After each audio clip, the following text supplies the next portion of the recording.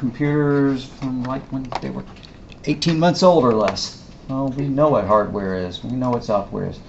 Why program? So we can earn money. No, wait, there's other reasons.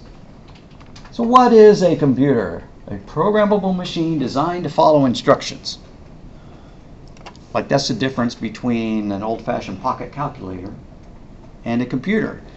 A calculator can do math, but it doesn't follow instructions. You can't tell it, you know, ask the user for this number, run this conversion of it, produce this output. Yeah, you can buy, you know, a programmable calculator too, but that's a full-fledged computer actually at that point. And so what is a program? Program the instructions in computer memory to make it do something. All right, so I'm going to get up and draw on the whiteboard, much to the distress of the people who are watching at home. I wonder if I could somehow enable the webcam. Probably not. I'm not going to mess with that. Sorry, guys, folks watching at home, you're just going to have to listen. We're going to talk about how a computer works in an incredibly simplified way that the computer engineers in the class are going to mock me. That's okay. It's going to be kind of spiritually true, even though it's not going to really be specifically true.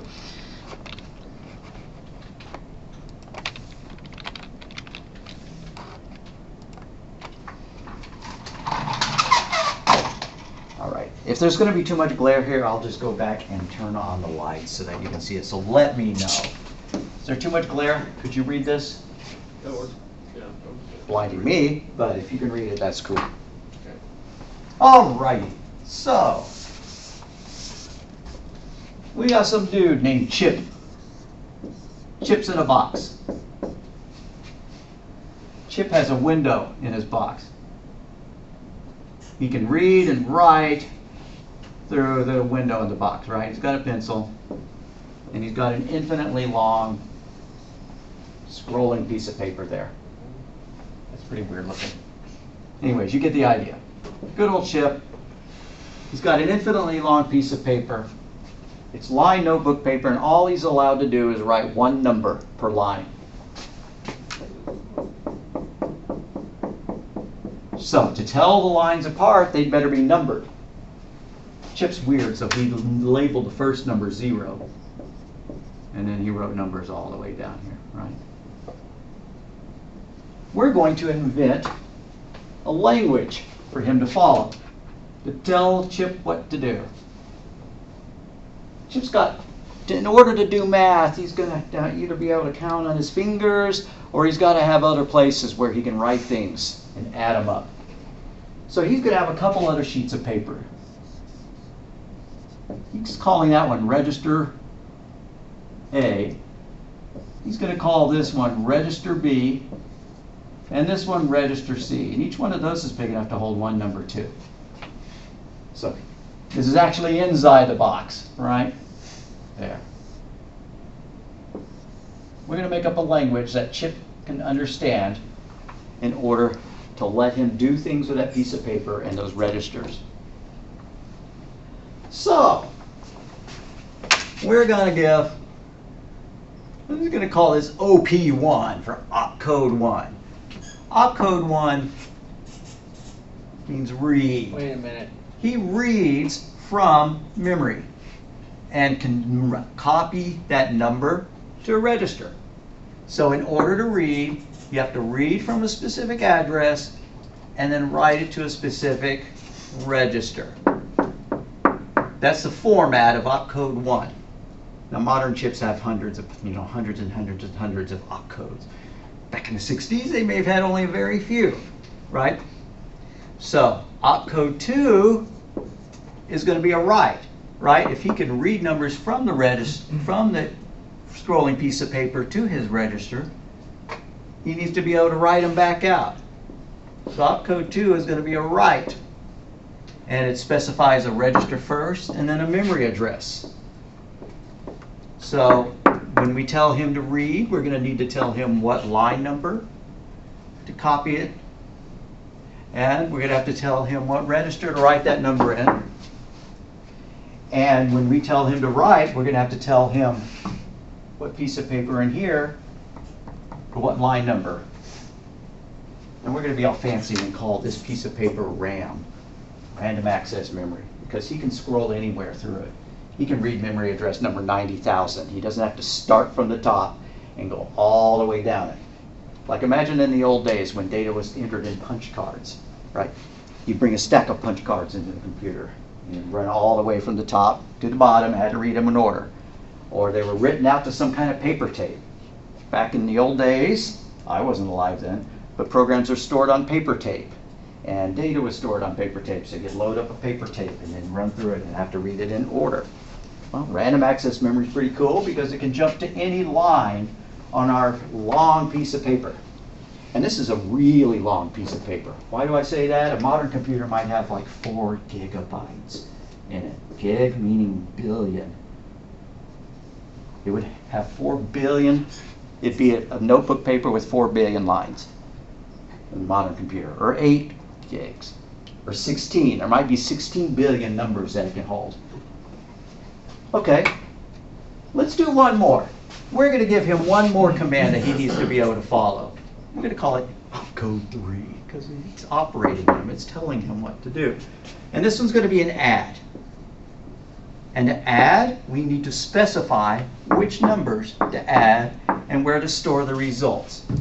So it needs 3 specifications. It needs to know that it's going to add 2 of these registers, the numbers on 2 of these pieces of paper, and copy them into the 3rd. All right, let's write a program. Let's write a script for him to follow. We also need some data. Let's just pretend that for some reason somebody came along and they wrote the number 15 there, and they wrote the number 17 there. That's enough. That'll do what we're about to do. Okay, so we're going to take a piece of paper, B1, and we're going to say 3A.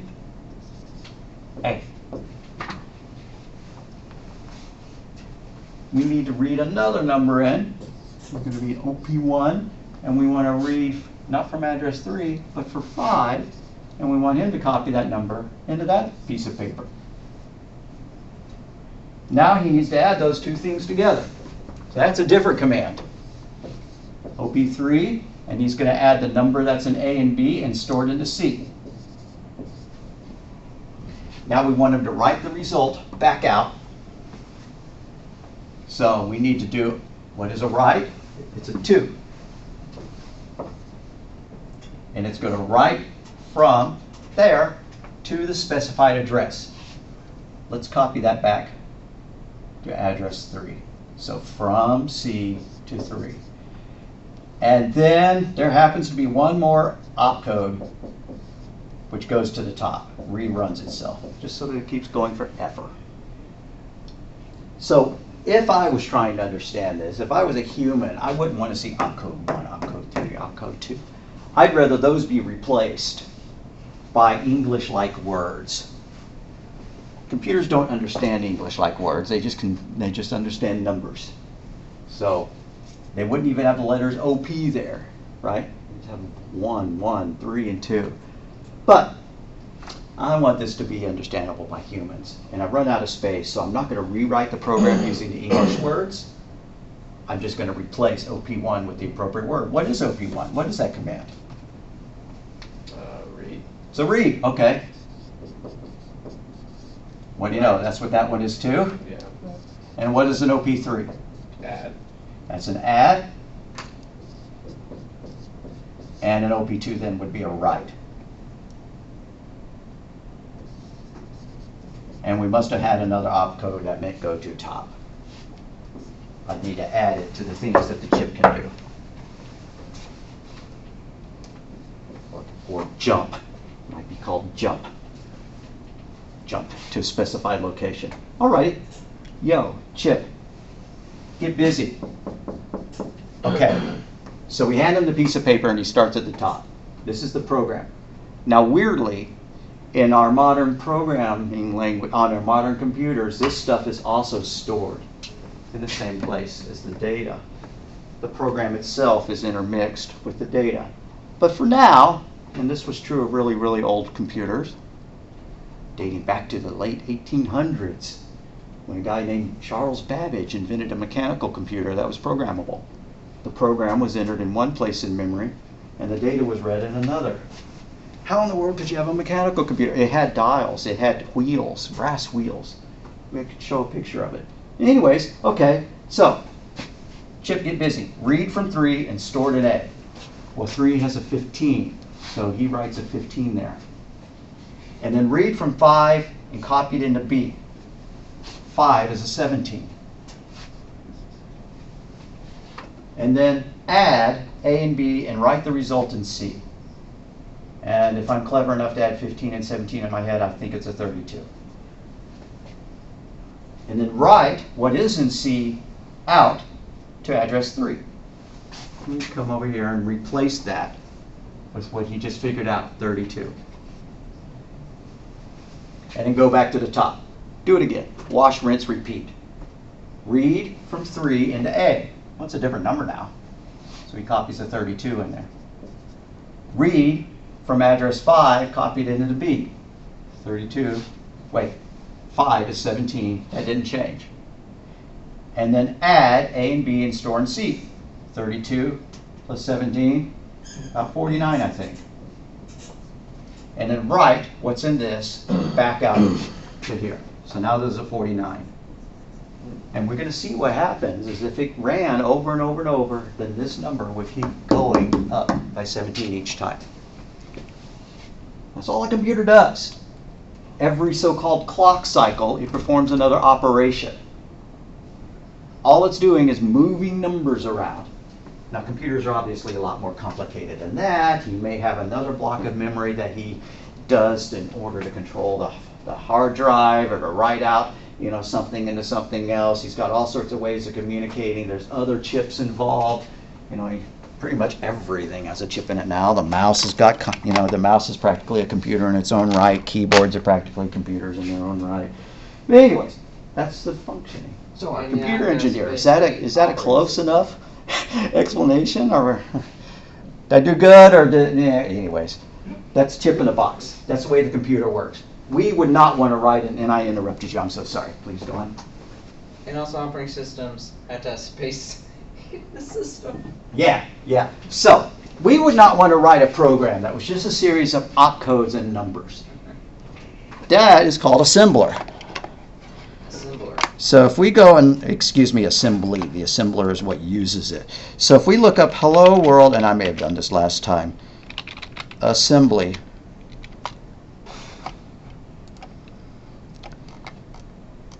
This is a number of lines of code that it would take to display the message hello world on the screen. Woo, neat, it's all, now we can see it better. There we go, right? In C, we could do it in one line of code, right? We just use that C out, less than, hello world. Now, sure, there'd be a pound sign include up at the top, and there'd be something that said int main underneath that. But really, with 4 lines of code on screen, we could do all that this had to do. Because this is assembler. We'll see things like move. That's actually like the read command. Move the data from there to there. Move the command from there to there. Move the data from there to there. And then this is even worse than having a specific opcode. This is called an interrupt, which triggers the chip to do a specific command based on what number is stored where. So, opcode might display something on the screen, or excuse me, a certain interrupt might display something on the screen, and another interrupt might cause the program to terminate. Anyway, we don't want to write code like that. We want to write code that looks like C out hello world. That's what I want to do, and I'm going to put a \n there. Although in our programming on Monday, instead we were doing this, right?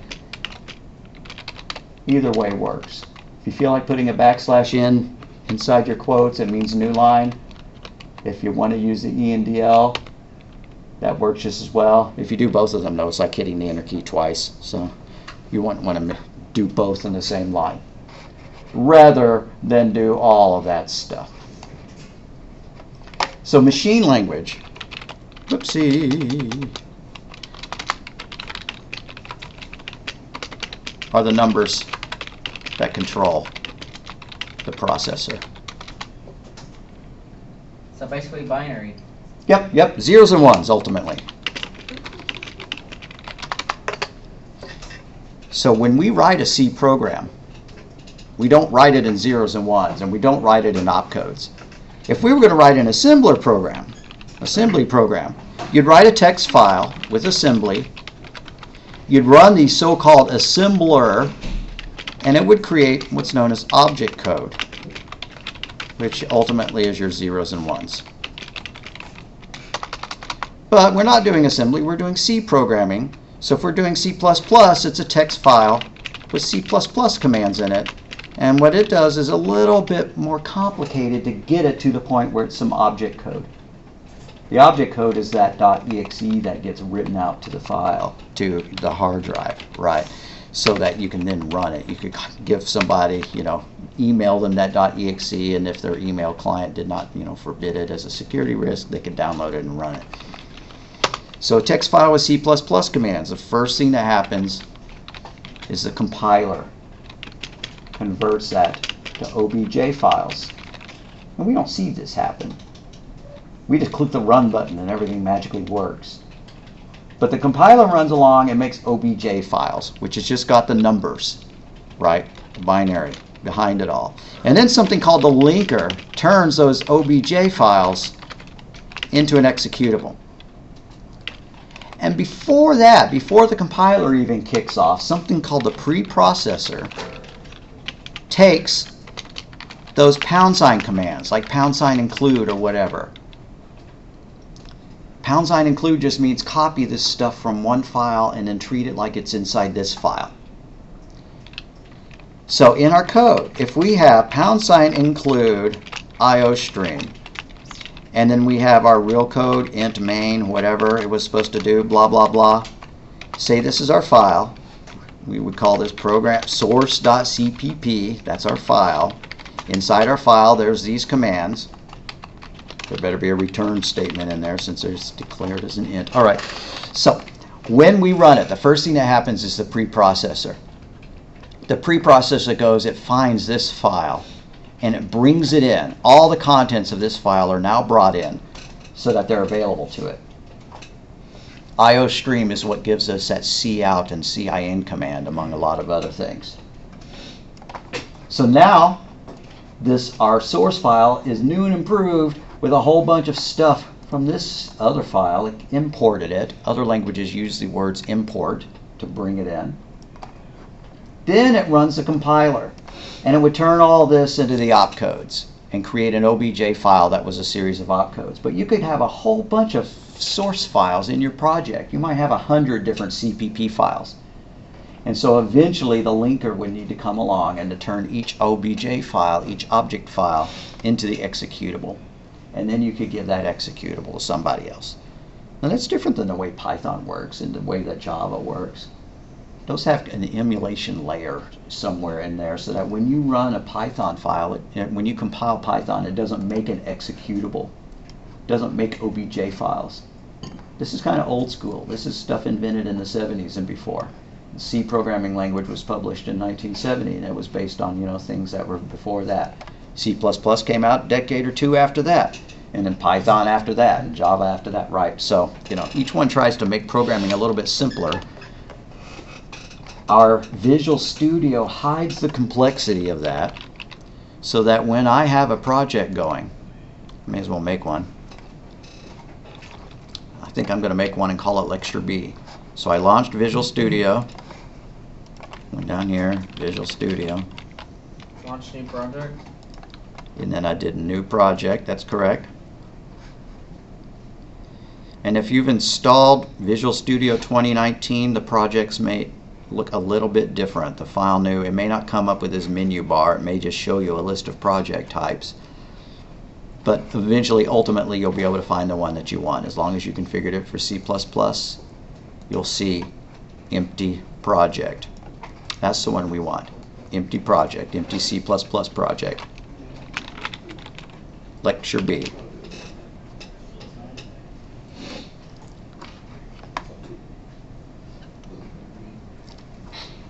Are we supposed to put add the C++ file in source files? You mean source control? Yeah. I don't know what would happen if we chose that. I'm not gonna. I told you what a source control program was, though. It's one that allowed you to track revisions to your I'm file. talking about the It would be source useful to files know that. folder. I'm sorry? When you make a new file. Where is that on my screen? I don't see it. I'm talking about when creating a new project. Right, that's what I'm doing. I Oh. did new project and it brought up this screen. I did file new project and I Oh. chose I think I already did that. C++. Oh. Okay, if you've already done that part, that's fine. So Visual C++ I might and then have to choose rename it, empty. though. You might need to make a new project if you've chosen something that's not this thing.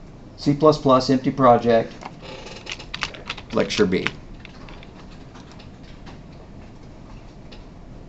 I think it's Visio. Oh, it's a little thing. Visio is a flowcharting program. All right, now I'm going to add my CPP file. And what I add here, I'm going to copy and paste into a notepad file because I'm going to get real tired of typing the same thing at the beginning of every class. And I'm going to call that file boilerplate because we type it every time. But for now, I need my Solution Explorer on the side. It's not there. So I need to do View, Solution Explorer. And now it is there. And I'm going to create a new C++ file. Come over here, right click, add, new item. It's going to be a C++ file. I need to give it a good name. Source.cpp is in fact a name, but I don't consider it a good one. So I'm going to change its file name to Lecture B.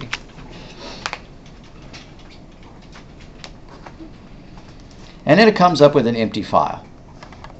Great. Well, we got to fill it in with some stuff. And it's going to look a lot like the stuff we did on Tuesday. I'm just going to type a few things and I'm going to wander around and make sure that everybody's on the so-called same page.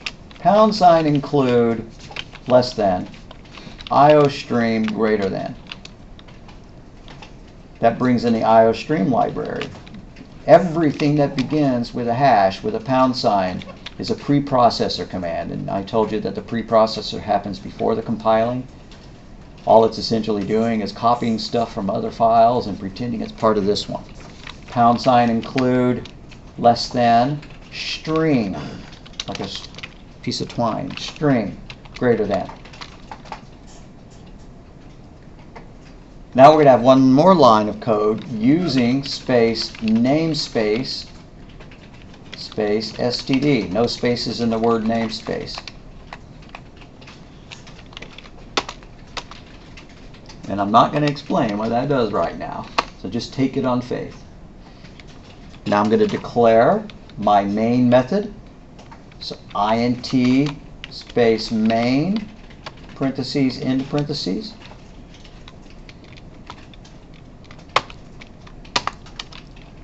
Curly brace. Cout less than, quote, hello, exclamation point, backslash in. That's a backslash, not the forward, meaning it's not the one under the question mark. It's the one above the inner key. End quote, semicolon. And if you're on a PC, don't do this if you're on the Mac, we're going to call system, parentheses, quote, pause, so that it won't close the window as soon as we run it. So we get a chance to see it. Puts that press any key to continue message on screen. That's our boilerplate. And I don't want to take 2 minutes and type that every beginning of class, so I'm going to wind up copying and pasting that into a notepad file. Make sure everybody's together on this, though. Go ahead and run it and see if it works. IOStream. Yeah.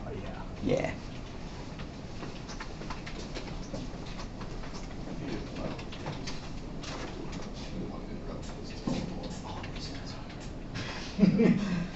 Choose C++, empty project. Oh. Yeah, it's storing so much stupid.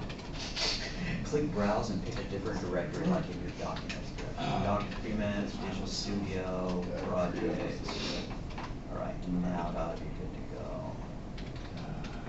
I'm surprised you're the only one who had to do that. No, it's been doing Oh. I created it, change the location. Yeah, if you're getting an error, if it's not letting you do this step, very good point. I'm sorry, guys. Please interrupt me. Don't let me go for 10 minutes if you can't create the project. If you do this, File, New Project, and then you click OK, and nothing happens, it's because it's trying to store it in some directory that you don't have write access to. In which case you're going to need to choose Browse and put it somewhere else, like maybe Documents, Visual Studio Projects.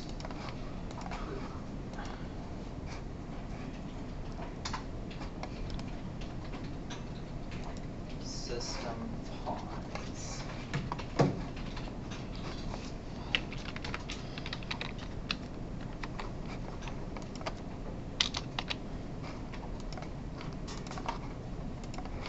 Right. I think once you do it once on this computer, you don't have to do it again when you move to another computer. Okay. Yeah, so hopefully if you do this one time, you won't have to do it anymore. Because I was on that one on Tuesday. Okay, yeah, so per computer, per account. Yeah. All right, so if I run it now, it should print hello and pause. How did I run it? I just clicked the green arrow, and it did so. I want to save all this stuff so that I can just copy and paste it in the future. Here's what I'm going to do. I could just do a save as, but I'm going to copy it all,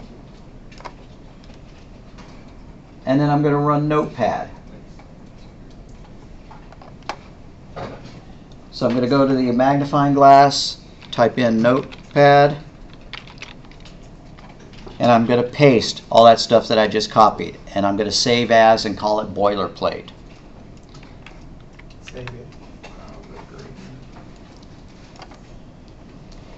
And from now on until the end of class, every time I make a new project, I'm going to go to this thing, I'm going to copy it, and I'm going to paste it into my code.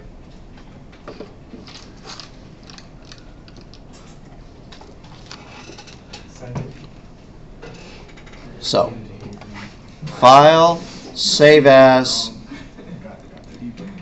I've made a directory off my desktop called 1173. I may as well stick my boilerplate there.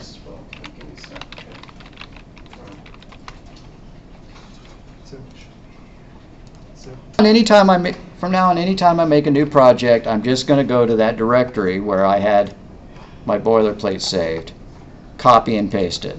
So you're going to get real tired of doing that, but it's a lot better than spending 5 minutes typing this, right? Copy and paste into a text file. Yeah. Okay. And then save the text file somewhere where you can find it every single time. So what do you know? The programmer is the person who writes the instructions to make the computer perform a task. At one time, if you asked somebody what a computer was, or you looked it up in the dictionary, it said someone who computes. There was a really good movie about the people who calculated by hand, not really by hand, but with complex calculators, trajectories for, the space missions in the 60s. And gosh, I wish I could remember the name of that movie because I highly recommend it. Pardon? Pardon? I know what you're talking about. It's very interesting. Yeah, it's a really whole rooms full of PhDs just Yep. scribbling away on notepads. Yep. Will Java work on Visual Studio too? There may be a version of Java that works with Visual Studio. I know there's a version of Python on it. Absolutely, Python works on Visual Studio. What Microsoft's history with Java was kind of a tumultuous one because when Java became a big thing in the 90s, they added Java as one of the languages Visual Studio supported. And then Microsoft did what they always do, which is to so-called extend it. They added functionality to it, which sounds great, but now it's not Java. Java was written to be able to work on any number of different devices. Java was written to run like on refrigerators and microwaves and desktop, cable boxes and stuff like that. And so now if you wrote a Java program, it would only run on Windows unless you took all that other stuff out. So the inventors of Java, Sun Microsystems, said you can't call it Java if you're going to extend it like that. And so Microsoft threw a fit, and then they made up their own language called C#. which is a clone of Java. At least it was in the 90s, right?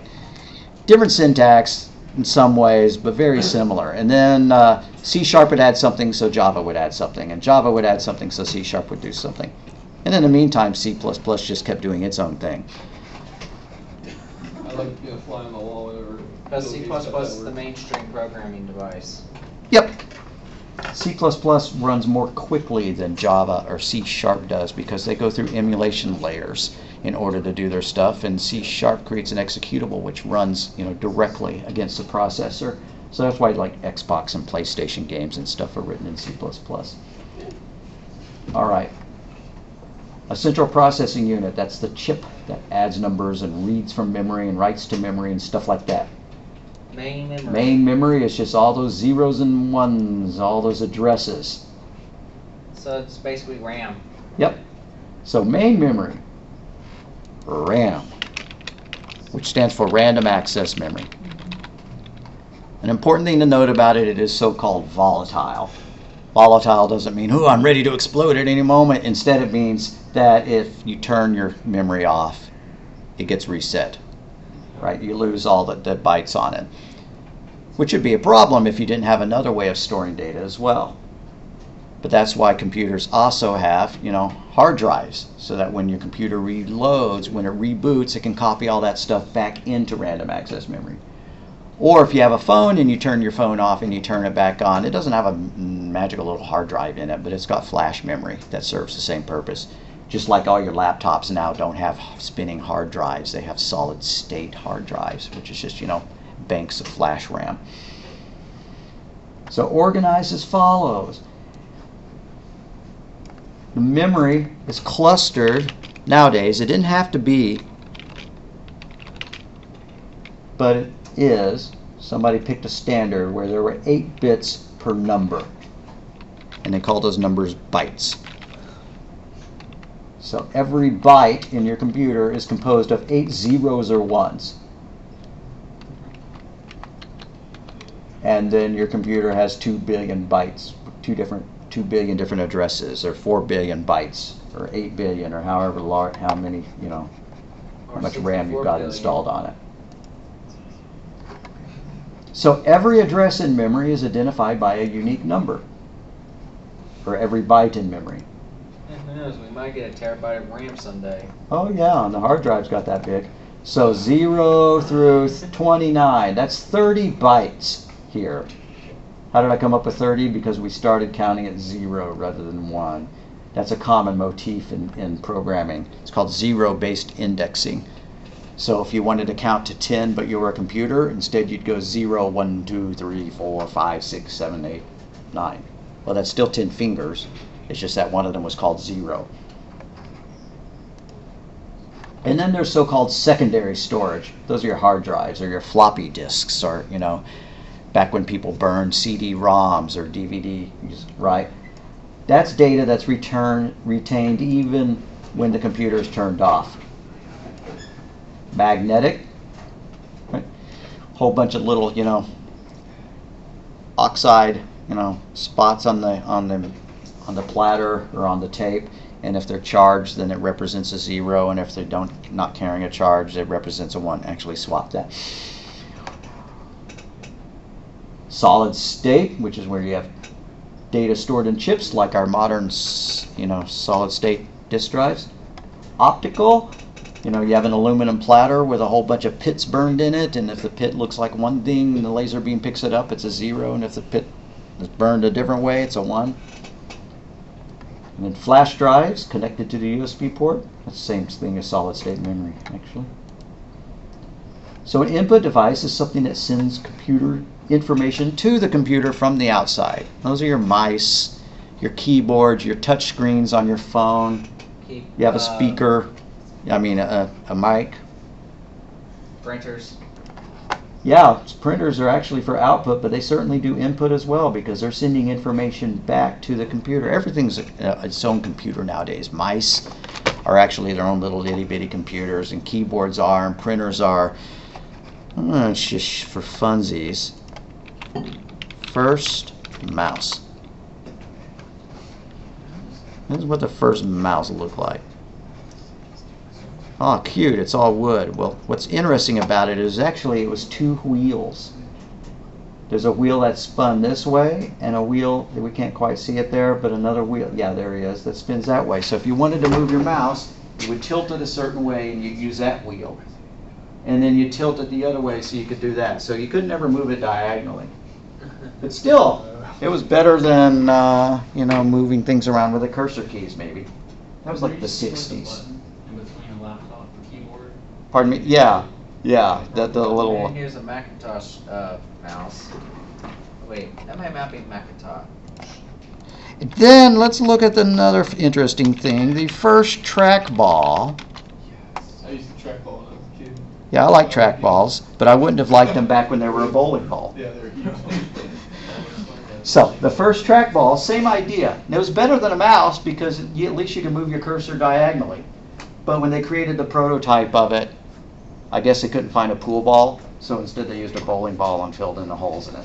Some of the models that AWACS flying around the 70s computers, they have big track balls on Yeah, them. yeah. I've seen the, not in the AWACS, but I've seen the flight control software, you know, like the air traffic controllers that they had like a cool orange screen and a cool, really big mouse ball, trackball.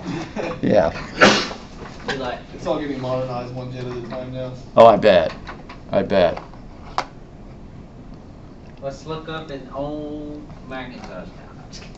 Oh, I had a fairly old Mac, not one of the first ones. Okay, and then let's look up, what was it called? The Altair 8800. There, one of the first computers, one of the first personal computers. There was actually one that preceded it that, you know, like maybe a couple hundred people got. This one was, you know, advertised in the back of Popular Mechanics and stuff like that, and you'd buy a kit and you'd build it together and you had a computer. It didn't hook up to a TV, it didn't have a keyboard. How did you program it? You flipped these switches, binary bytes, zeros and ones, and then you flipped another switch that would commit those zeros and ones to memory, and it would go to the next line. And you would enter an entire program like that, and then you'd flip the run switch, and it'd run it and make the lights move. Right, that was your computer.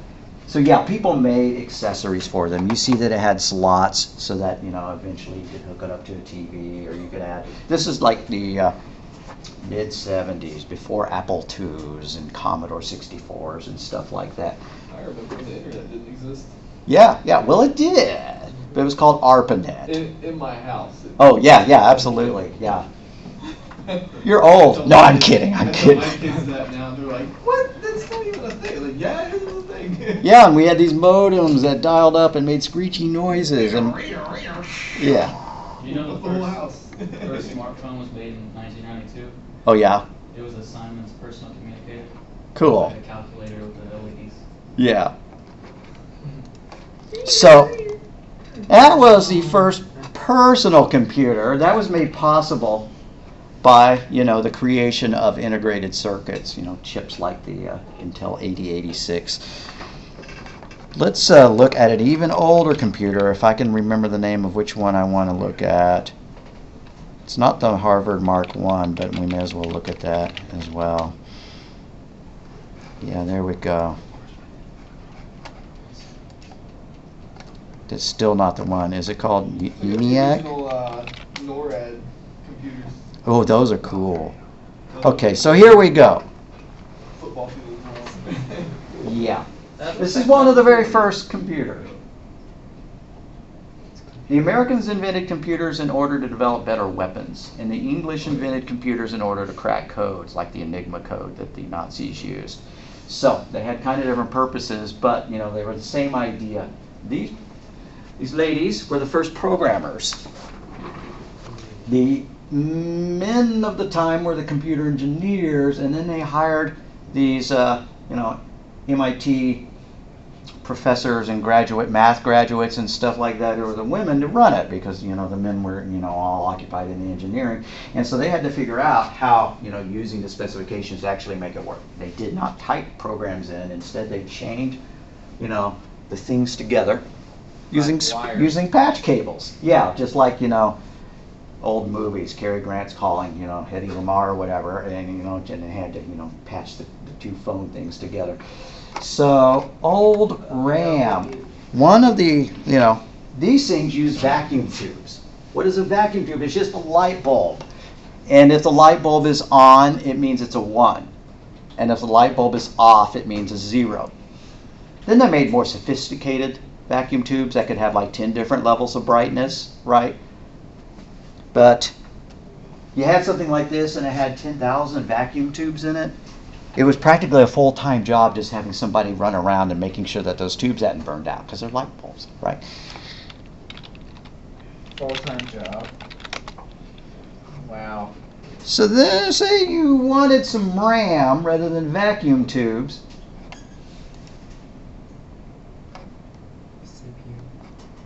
Core memory was when you had little magnets with wires running through them before the invention of silicon memory.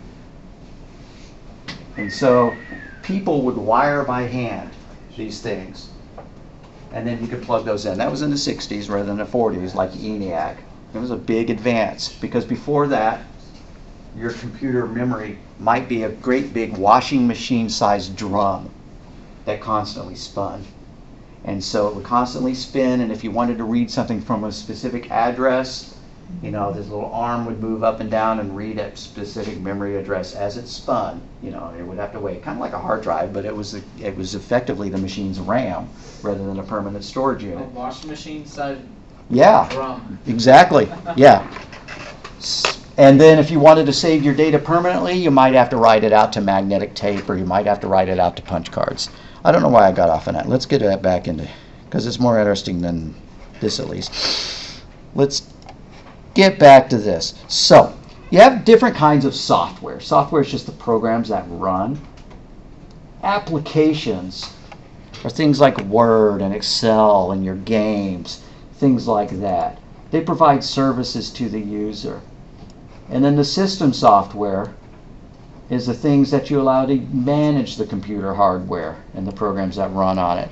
So like there's a task manager on Windows. If I hit Control-Alt-Delete and click Task Manager, there, I could kill one of my applications if I wanted to, right? I could right-click on it and do, end task, and it would stop running. Yeah. Yeah, if you have an application that's stuck, it says it's not responding, you can go to the task manager and kill it. So that's system software. And the system software sits on top of the operating system. The operating system, is what actually runs the computer and lets it display windows and lets it write stuff to hard drives and stuff like that. We write application software for the most part. But if we knew an awful lot, we could write system software. System software is just the stuff that, does not provide something that an end user might want, right? For word processing or playing games or, doing something like that. And instead, it's something used for managing the computer. Programs and programming languages. What is a program? It's a set of instructions. Ooh, we're just about, no, we got more time. Sorry. A program is a set of instructions that the computer follows to perform a task. The algorithm is the series of tasks, the series of steps it's supposed to follow. Okay, so I'm going to come up with an algorithm. Add 2 cups of flour, 2 teaspoons of sugar, and 3 eggs. Bake at 400 degrees. Serve chilled. Right, okay, there's my algorithm. It's just a recipe. It's a series of steps that performs a task. I may write that down as part of my program. I'm going to add it as a comment down here at the bottom. /*. An algorithm is a description of a series of tasks to solve a problem, or a series of steps to solve a problem. So we could have an algorithm to calculate the value of pi. We could have an algorithm that would convert degrees Celsius to degrees Fahrenheit, or to convert pounds to kilograms, something like that. Well, let's do that one. Let's do an algorithm that'll convert from pounds to kilograms. And if you took fundamentals of programming, you called it pseudocode. But algorithm for converting pounds to kilograms. Now, an algorithm is not a formula, but a formula is part of the algorithm. Here's the formula for converting pounds to kilograms. Kilograms equals pounds divided by 2.20462. And I probably have that wrong. Why don't I look it up? Did I do that example on Monday? No, Tuesday? I don't think so. 1 kilogram in pounds. Google is my friend. It tells me that it's 2.20462. By some miracle, I actually got it right. Okay, so that's the formula, but it's not the algorithm. And I'm just going to leave that here, but I'm going to add some stuff. Why is that not an algorithm? Because we don't know how many pounds it is. We might want to input the number of pounds. We might even want to tell the user what they're about to do, that they better input the number of pounds. So we might want to output a prompt that would say, enter pounds, something like that. Now, this looks like a programming language, but it's not, right? I could have used the word display rather than output, or I could have used the word print, whatever, because this is not a programming language. It's just a written description of the logic. And you can take a written description of logic and then program it on any programming language. C#, Fortran, Pascal, COBOL, right? You know, all these different programming languages dating all the way back to the 50s. COBOL and Fortran were invented in the 50s, and amazingly, they are still in use today. Largely because lots of... Miss Wilson used COBOL. Oh, yeah. She, Donna, that was her first job here, is teaching COBOL programming in the 80s. My wife does COBOL programming still. The government still has COBOL programs in existence, and so people have to, you know that in order to work in those departments. All right, and then so we're going to output enter pounds, and then we're going to input the pounds, and then we're going to set kilograms equals to pounds divided by 2.20462. And I'm not going to make y'all write pseudocode because this isn't a fundamentals of programming logic. If I give you a programming problem that you cannot figure out the logic for, I don't mean the syntax, but I mean the logic. Like if I say calculate, pounds based on ounces, and I give you the formula, but you can't figure out the steps, the order. Ask me for the algorithm, and I'll probably give it to you. Just like I'm doing here. I'm creating an algorithm for converting pounds to kilograms. All right, so set kg equals pounds, and then we might want to output the kg. There's my algorithm for converting pounds to kilograms. Now, I'm not going to give you a homework assignment specifying the algorithm, usually. I mean, I guess I could. But instead, the homework assignment will be worded something like, write a program that will convert pounds to kilograms. The program should ask the user for the pounds, do the conversion, and display the results. Right? It'll kind of be worded like that. And then the formula is, right, so it'll have those steps.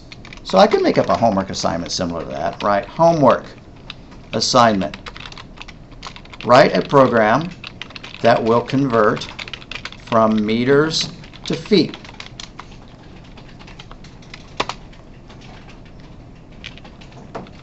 The program needs to, 1, ask the user for the number of meters, and you don't have to type this actually because this is actually going to be the homework assignment, so I will upload it. 2, convert from meters to feet using the formula, and I don't know how many feet there are in meters, so I'm going to have to go and Google that one up. 1 meter in feet. Ooh, that's a nice, great big number. I may simplify it. 3.28. So, the formula is going to be feet equals meters times 3.28. Close enough. And then 3, display the results. You can see that it's kind of an algorithm, but it's not really. It's a problem description. The algorithm is a series of steps that you could create in order to solve the problem, in order to tell someone how to program something that would solve the problem.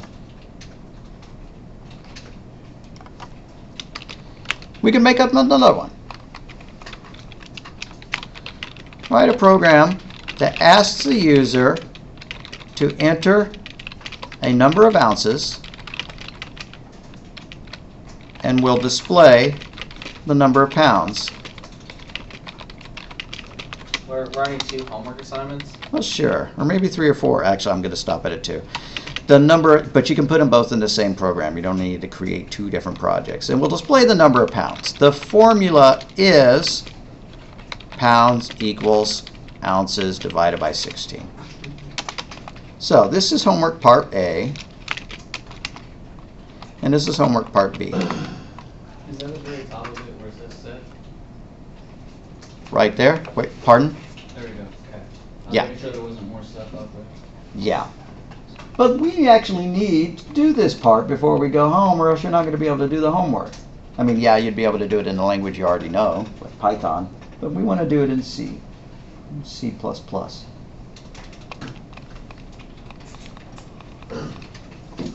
So I'm going to flip back to that project that we made, Lecture B, because it's pretty empty right now. All it does is say hi.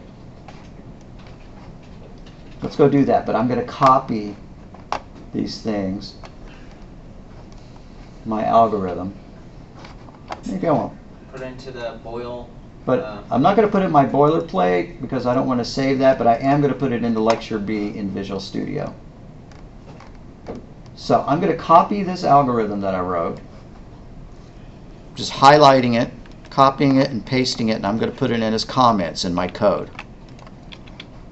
So I copied those 4 lines. If you wrote them, fine. If you didn't, I'm deleting that hello line. It doesn't need to say hello anymore. But what does it do? It converts pounds to kilograms, or convert pounds to kilograms, like that. You need to rewrite it. And now I'm going to paste my algorithm like that, just as a reminder. Keep it in front of me. You know, I could have it in a separate window or print it out or something, but I want to have all that in front of me. I don't like the fact that it's underlined, so I'm going to save it. Okay, there it's gone. So, we need some variables to hold the kilograms and to hold the pounds. And although we don't know what a double is, it stands for double precision floating point. It's a floating point variable. Why do I want to use a floating point variable? So that they can type in 1.5. They can type in something with a decimal. So double LBS semicolon.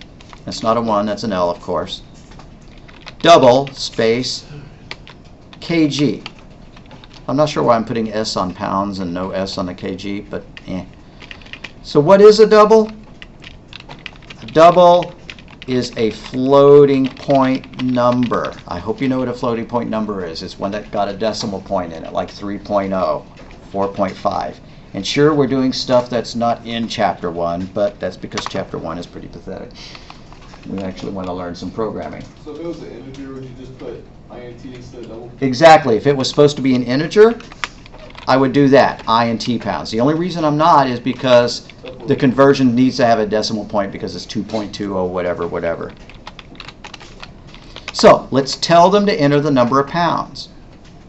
Cout, C-O-U-T, less than, quote, how many pounds, question mark. Is there a space in between the CO? Doesn't have to be. You could do it like that. You just make it look easy to read. And then maybe I'm going to add some more spaces and a greater than sign before that double quote, just to make it obvious where we're supposed to type. So I added some spaces, a greater than, a quote, and a semicolon.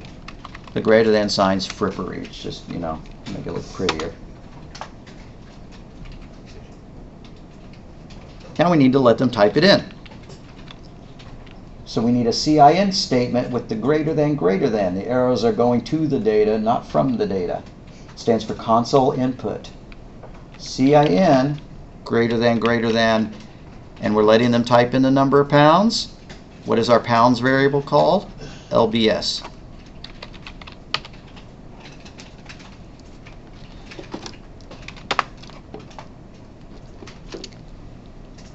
Now we need to do our calculation.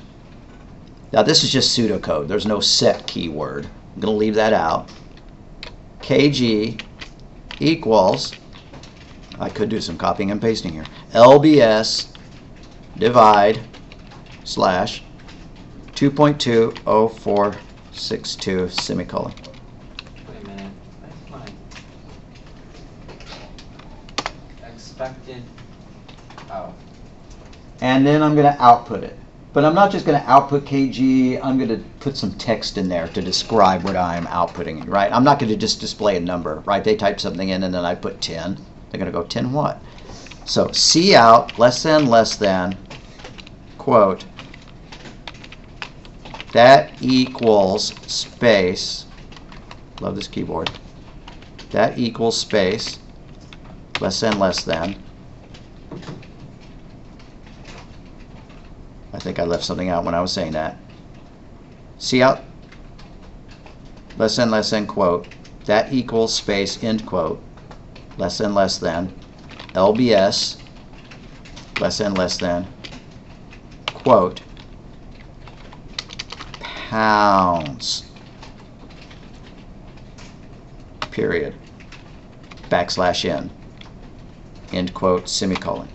Instead of that \n, I could do the less than ENDL. But \n works in pretty much any programming language, whereas ENDL is a very C++ specific thing. So I'm showing you \n because you can take that to Python and Java and JavaScript and whatever, and it'll work. Now you can't see it, but the line underneath that is that system pause. Mac users, don't put that there. It'll give you an error when it runs. Won't crash your program, it'll just display an error message. That's just because the command that causes the screen to pause is a different command on Macs, and I don't happen to know what it is, but we don't need it. All right, so convert pounds to kilograms. How many pounds? Let's see. I want to know what a ton is. A ton is 2,000 pounds, so I want to find out how many kilograms that is. That equals 2,000 pounds. Okay, I did something really stupid. What did I really want to do? Pardon me? I think on the cout you put pounds instead of kilograms. Yep, and I forgot to write out the right thing. Yep, bad mistake. Delete all that stuff. Make it less than, kgs, less than, quote, space, kilograms, period. Your kilograms is just kg. And it is kg. I even made mention of that. Thank you. You know that there are companies that actually pay to have two people looking at the same screen. That would drive me absolutely up the wall to have somebody sitting watching me type. But they take turns typing. One person's proofing while the other one types.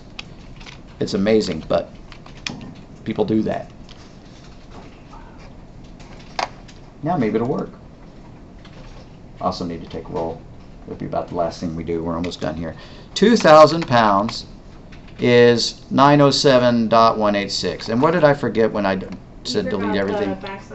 I forgot the \n. I'm going to go and put that back. Let's see. Hopefully I got it right. And if you have syntax errors, no big deal. I'll wander around in a minute to help. Once more with feeling. 2,000 pounds is 907 kilograms. Yeah. Oh, wait, I need to get rid of that hello. Yeah, I mean, it doesn't hurt, but alrighty. If it's working for you, great. I'm going to go ahead and make the drop box so that if anybody wants to leave early, they can't. Well, then we need to take roll first. If it's not working, if it's got syntax errors or you're not done typing, I'll bring the code back up in a minute. Math.